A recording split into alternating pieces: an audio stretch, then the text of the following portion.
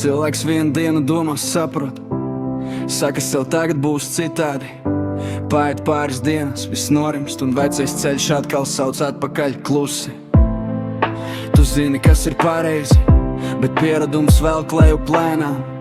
Tu mainies uz mirkli, ne uz sirdi, un atkal pazūdi tajā pašā schēmā. Tā nav dzīve, tā ir vaidzi, kas no iekšpuses tevi jāj. Tā klusām zog tavu pašcieņu, un tu pat nepamani, kad vairs neredzi sevi.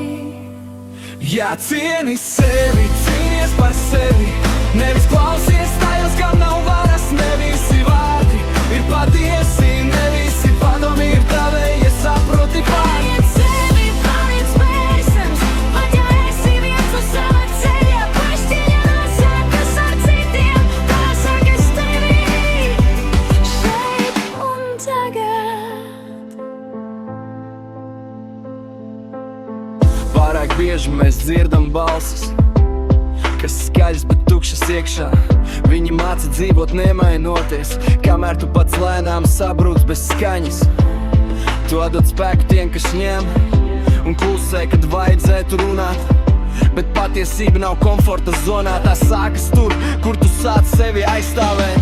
Nav viegli lauzt vecos ieradumus, bet vēl grūtāk ir dzīvot bez sevis. Ja nemainies pa īstam, tu pats sev kļūsti par ienaidnieku. Cieni sevi, cīnies par sevi, nevis klausies tajos, kam nav varas. Ne visi vārdi ir patiesi, ne visi ceļi ved uz gaismu.